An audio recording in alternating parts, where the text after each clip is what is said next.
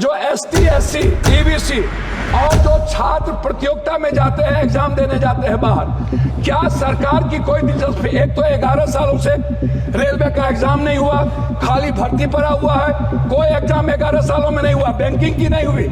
आप हमको बताइए ना, कैसा एग्जामिनेशन हुआ, कितना एग्जामिनेशन आपने ली, कितना ST SC OBC? आपने तो आरक्षण को पीछे दरवाजे से बंद कर दिया, एग्जाम बंद करके निजीकरण आपने कर दिया।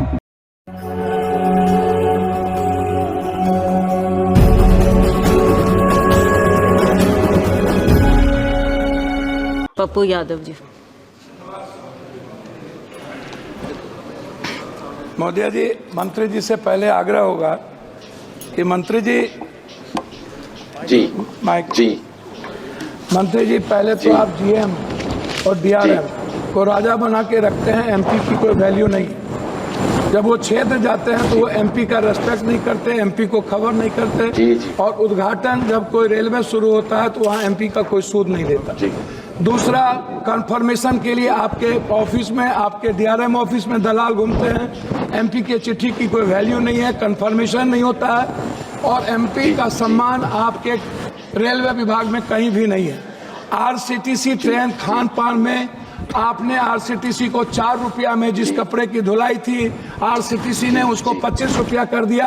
आप बोझ बढ़ा दिए आम आदमी पर।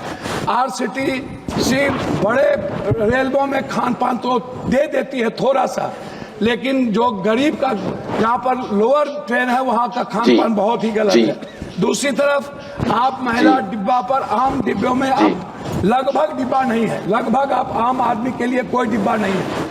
वह कंफर्मेशन के बगैर जाने वाला डिब्बा 1 या 2 होता है, 12 डिब्बे हुआ करते थे, अब 1-2 होता है। गरीब रथ के तरह या कोई जनरल गाड़ी के तरह कोई गाड़ी आपकी नहीं है। वंदे भारत को आप चलाइए, कोई दिक्कत नहीं है। वंदे भारत को आप सभी जगह से कंफर्मेशन करिए, अच्छी बात है, मैं उसका धन्यवाद देता हूं। लेकिन आप आम आदमी, गरीब, मिडिल क्लास, हमारे अभी चंद्रशेखर जी ने आपसे कहा, आप महिलाओं के लिए आरक्षण की कोई व्यवस्था कंपलसरी करिए, महिलाओं के आरक्षण को। और दूसरी तरफ 4 आदमी हम ट्रेन में जा रहे हैं, 2 आदमी का कंफर्म हुआ, 2 आदमी का कंफर्म नहीं हुआ, हम पर आप बोझ डाल देते हैं, उसके बाद हमसे पैसा वसूला जाता है, हमारे परिवार को रोक दिया जाता है, और हम भीतर में कितने पैसे वसूले जाते हैं इसके बारे में मैं नहीं कह सकता हूँ। इसीलिए उस परिवार का क्या होगा जिसका 2 कंफर्मेशन होगा, 2 नहीं होगा, इस पर हम कभी सुधार की बात हमने नहीं की। दूसरी चीज, जो ST SC EBC और जो छात्र प्रतियोगिता में जाते हैं, एग्जाम देने जाते हैं बाहर, क्या सरकार की कोई दिलचस्पी? एक तो 11 सालों से रेलवे का एग्जाम नहीं हुआ, खाली भर्ती पड़ा हुआ है, कोई एग्जाम 11 सालों में नहीं हुआ, बैंकिंग की नहीं हुई।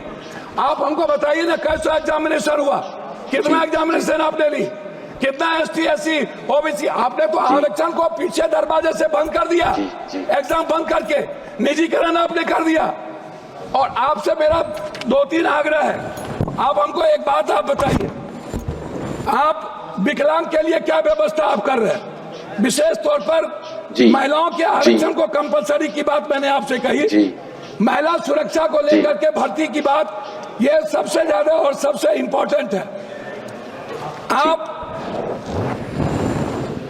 विज्ञापन पर खर्च करते हैं, लेकिन आप दूसरों को पैसा देंगे, लेकिन बुजुर्गों के लिए और पत्रकार, जो श्रमजीवी पत्रकार है, आप बड़े मालिक को विज्ञापन देंगे, उसको खरीद लेंगे, लेकिन जो छोटे स्तर के पत्रकार हैं उसका क्या होगा?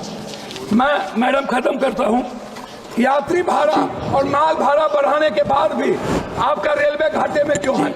आपने डबल कर दी, ट्रिपल कर दिया, आपका घाटे में क्यों है? मेरा आग्रह एक बात अंतिम में है आपसे, प्लीज सर, MP विपक्ष के भी होते हैं, आप सम्मान करते हैं लेकिन काम नहीं करते हैं। मेरा आग्रह है, हाथ जोड़ के सम्मान कम करिए, क्षेत्र का काम कर दीजिए, और कुर्सेला टू बिहारीगंज 192 करोड़ रुपया मेरा रिलीज कर दीजिए, यही मैं आपसे आग्रह करता हूं। और RCT जो दलाली करता है उसको रोक दीजिए। बहुत बहुत धन्यवाद।